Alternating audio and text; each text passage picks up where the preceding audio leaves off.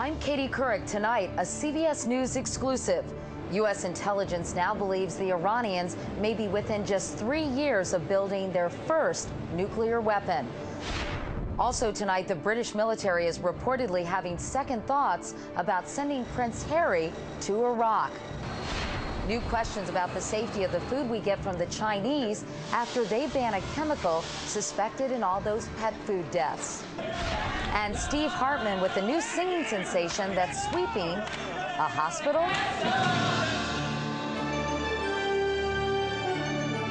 This is the CBS Evening News with Katie Couric. Hello, everyone. There's a new urgency tonight about the nuclear threat in Iran. In the latest assessment, U.S. intelligence is now saying it believes Iran may be able to build a nuclear weapon in just a few years. That is sooner than anyone expected, and it has serious implications. We have two reports tonight, beginning with this CBS News exclusive from our national security correspondent, David Martin. CBS News has learned a new intelligence report says Iran has overcome technical difficulties in enriching uranium and could have enough bomb-grade material for a single nuclear weapon less than 3 years from now. U.S. intelligence officials caution that before Iran could meet or beat that 2010 date, it would have to make further technical progress in operating this uranium enrichment plant now under construction. As a result, there is no change in the official estimate it will take Iran until 2015 to become a nuclear power. But David Albright, a leading expert, thinks that doesn't give Iran scientists enough credit. I think Iran can get enough highly enriched uranium for a nuclear weapon sooner than that. And I think the 2015 number reflects too much skepticism about Iran's technical capabilities. And they are making progress. Although U.S. intelligence still considers an Iranian nuclear weapon by 2010 a worst-case scenario, Pentagon officials say the new report narrows the window in which Israel might launch a preemptive strike against Iran, as it did in 1981 against an Iraqi nuclear reactor. Israel is the country most threatened by the prospect of an Iranian nuclear weapon, and former CIA officer Bruce Riedel says this latest intelligence would increase the chances of an Israeli strike launched with American-built warplanes. Israelis have long believed that Iran is closer than the U.S. intelligence community believes it is. If they now hear that the Americans think it's getting closer as well, it puts pressure on Israel to take its own action. Riedel adds that an Israeli strike would be seen in Iran as no different from an American strike and could involve the U.S. in a war against a much tougher opponent than Iraq. David Martin, CBS News, the Pentagon. I'm Elizabeth Palmer in Tehran, where the nuclear program is a matter of national pride.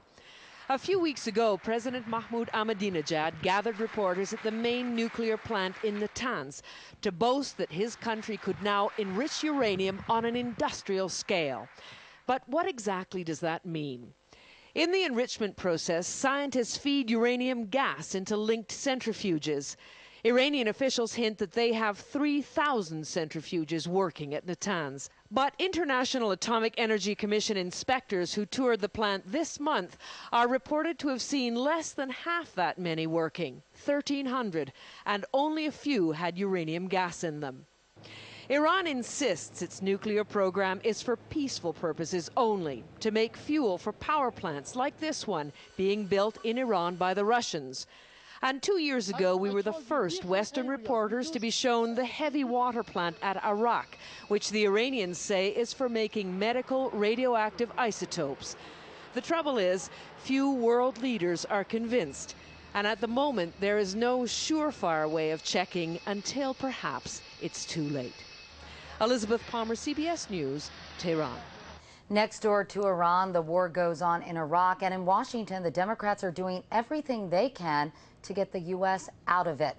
The Senate gave final congressional approval today to a bill that sets a timetable for withdrawing U.S. troops.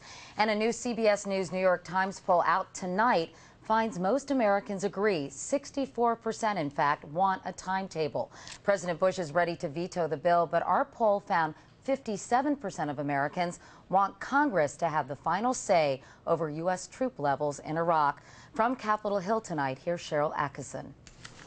Today, the Senate joined the House in passing its most aggressive assault on the president's war strategy, a bill that funds the Iraq war but also sets a date to end it.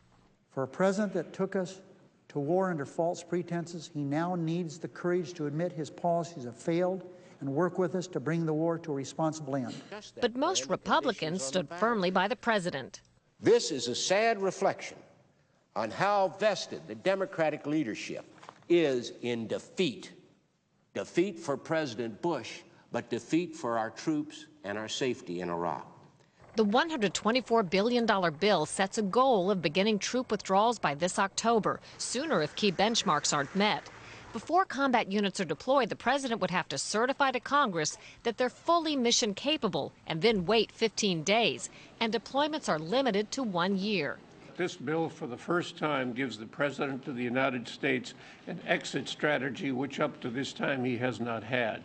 Democrats plan to send the bill to President Bush Tuesday, the 4th anniversary of his speech declaring mission accomplished. President Bush guarantees a veto, but the commanding general in Iraq all but acknowledged that the Democrats have just changed the way the war in Iraq is viewed. There is a Washington clock ticking, and actually, to be fair to those in Washington, it's an American clock. But that clock is moving, and it's moving at a rapid rate of speed, and it reflects the frustration, impatience, disappointment, anger, and a variety of other emotions. And, you know, I am not immune to those emotions either, having given over 2.5 years of my life to it and watched a number of our soldiers give the last full measure of devotion to it. Both sides pledged the troops will get their money. Now that Democrats have made their political point, they've already begun writing a replacement bill, one that stands a better chance of getting the president's signature. Cheryl Atkinson, CBS News, Capitol Hill. Former CIA Director George Tenet has taken a hit in the last few years for his role in getting the U.S. into the war. Now Tenet is fighting back. This Sunday on 60 Minutes, in an exclusive interview with Scott Pelley, Tenet accuses some in the Bush administration of using him as a scapegoat. Scott is here tonight. Scott, what did he tell you? Katie, Tenet told us that he realized his 7 years as director of the CIA were over when someone at the White House leaked a story to Washington Post assistant managing editor Bob Woodward. The story, about 3 months after the invasion, suggested that the president had decided to attack Iraq after Tenet told him the evidence for weapons of mass destruction was, quote, a slam dunk. Tenet says when he read the article, he realized the White House was branding him with the failure. So he called his principal contact in the president's office. And I remember picking up the phone and calling Andy Card, who is a terrific human being and somebody I've always trusted. And I said, President's chief of staff at the time. President's chief of staff. I call Andy, I said, you know, I believed that he had weapons of mass destruction. And now what's happened here is you've gone out and made me look stupid. It's the most despicable thing I've ever heard in my life. Men of honor don't do this. Men of honor don't. You don't do this. You don't throw people overboard. You don't do this.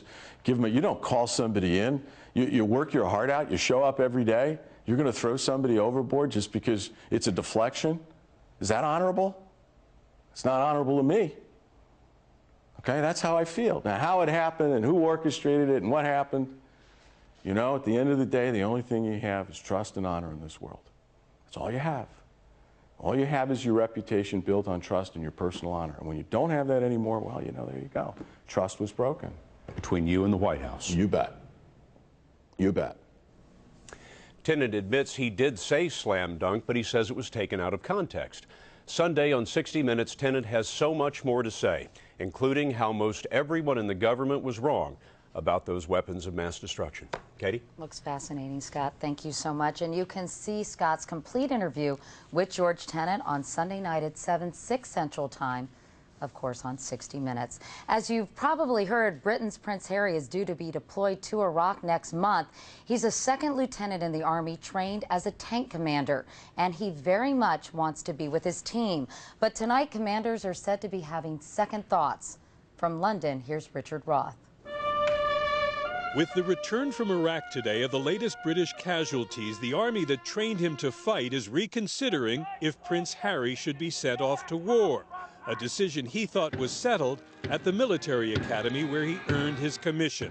If they said, no, you can't go frontline, then I wouldn't drag my sorry ass through Sandhurst, and I wouldn't be where I am now. But with his unit's deployment now just weeks away, the worry is Harry will be too tempting a target for insurgents, who've already posted website warnings that if the prince is sent to Iraq, he'll return in a coffin. It's perfectly clear that he could be a target either for murder or for kidnap.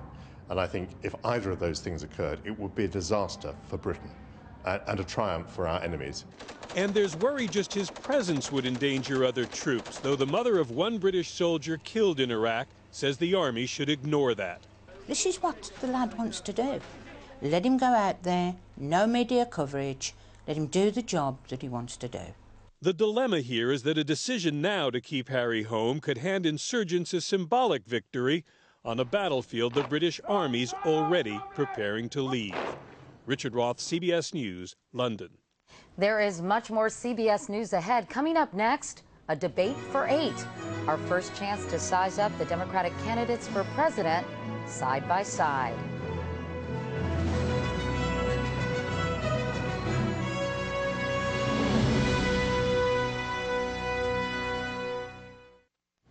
It seems like the 2008 presidential campaign has been going on forever, and it's really just beginning. Tonight, the first debate, 80 weeks, yes, 80 weeks before the election. The Democrats, South Carolina State University in Orangeburg. Our senior political correspondent, Jeff Greenfield, is there. But just remember, it's still early, so don't use up all your energy right now. So why have the Democrats kicked off their exhibition season with a debate in one of the reddest states in the red, white, and blue, a state only one Democrat has carried since 1960? It's as simple as black and white. While African Americans make up just 2.3% of Iowa's population and only 1% of New Hampshire's population, nearly 30% of South Carolina's population is African American. In 2004, nearly half the Democratic presidential primary vote was black, which is why Democrats put this primary close to the starting line. All of which raises an intriguing question. In this debate tonight, in a hall whose very name speaks volumes about America's racial history, what will the candidates be talking about, and who will they be talking to? Does Senator Clinton try to remind voters of the other Clinton, perhaps the most popular president ever with black voters? Does Senator Obama talk, as he often has in his campaign, of self-inflicted wounds in the black community, of the need for more personal responsibility? Does John Edwards stress his focus on poverty as a key domestic issue, or his ambitious health care program? House Majority Whip Jim Clyburn, who helped create this early primary, wants to focus broader than just race. I want to hear what candidates are going to do about getting us universal coverage for health care. I want to hear how these candidates view things like the environment. And what about the so-called second-tier candidates? Do they try to hint at the leader's shortcomings with talk of, say, polarizing candidates? That would be you, Hillary. The need for seasoned experience? They'd be talking about you, Barack. Or elitists with their $400 haircuts? Say hi, John. And what about the issue most on voters' minds? Iraq. With 8 candidates on stage tonight, simple math tells you that each of them will have about 8 minutes for the entire debate. Now, in the first presidential debate back in 1960, Richard Nixon and John Kennedy had 8 minutes each for their opening statements. Times have changed. Katie? All right, Jeff Greenfield, thanks so much and have fun tonight. Coming up next, more and more of our food comes from China. But how safe is it? You might not like what we found out.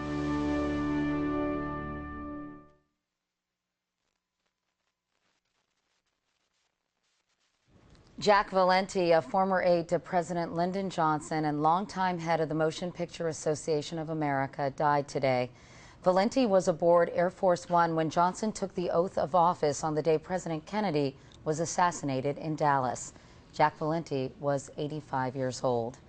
In other news, so many of the products we buy these days were made in China, but did you know a lot of the food we eat comes from there as well?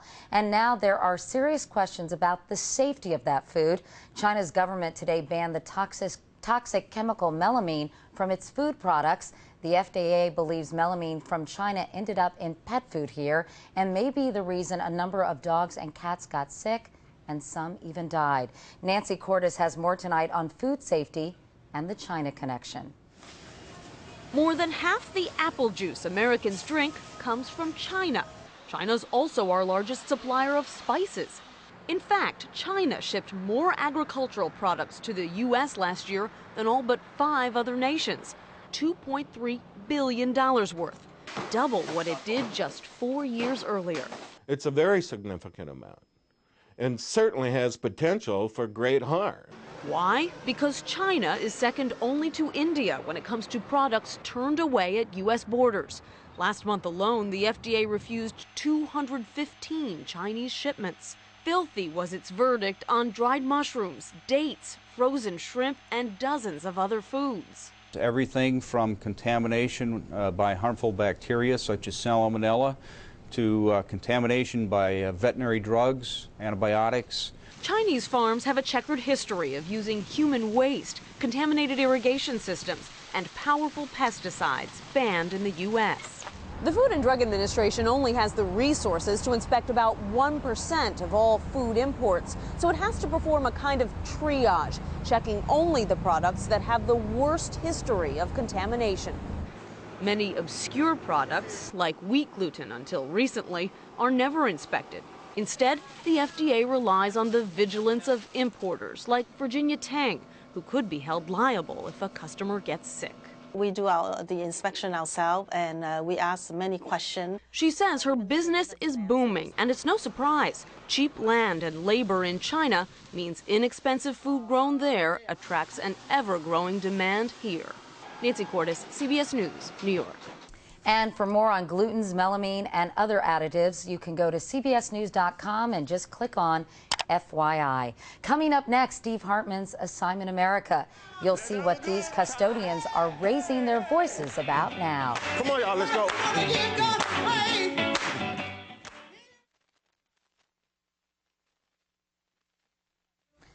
Tomorrow night, we'll be reporting from Chicago, where you'll find some of the happiest people in the most unlikely place, the hospital, Cook County Hospital. Steve Hartman has tonight's Assignment America. As thankless jobs go, cleaning at a county hospital has got to be one of the thank least. Most folks walk right by like you're not even there.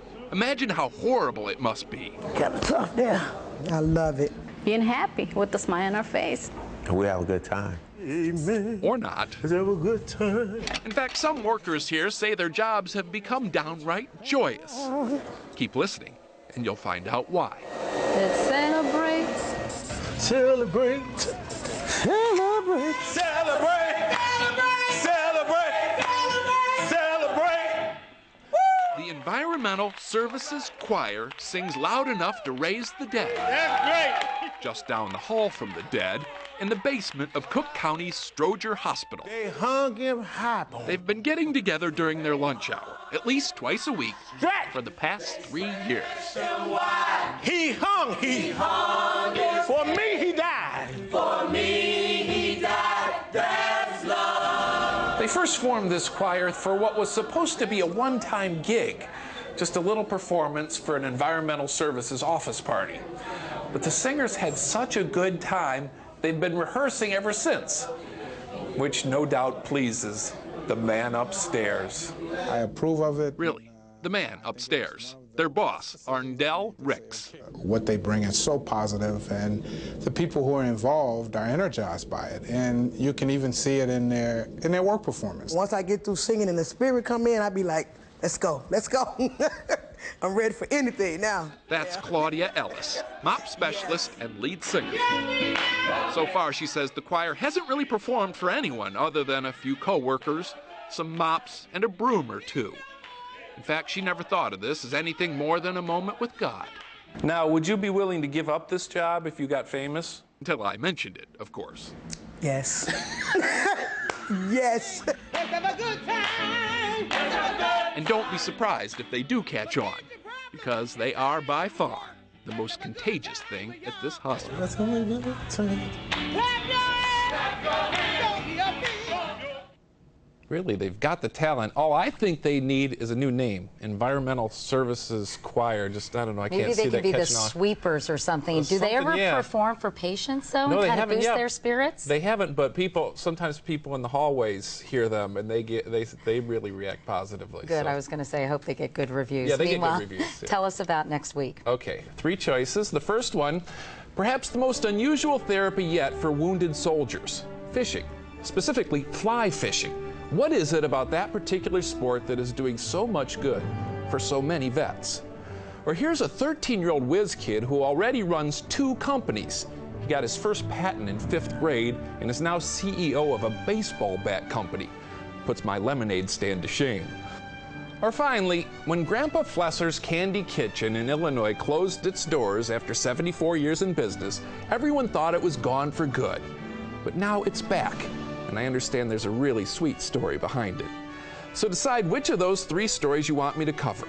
To vote or suggest your own story, go to cbsnews.com and click on Assignment America. The story with the most votes plays right here next week. Tonight's Assignment America segment is sponsored by ExxonMobil, taking on the world's toughest energy challenges.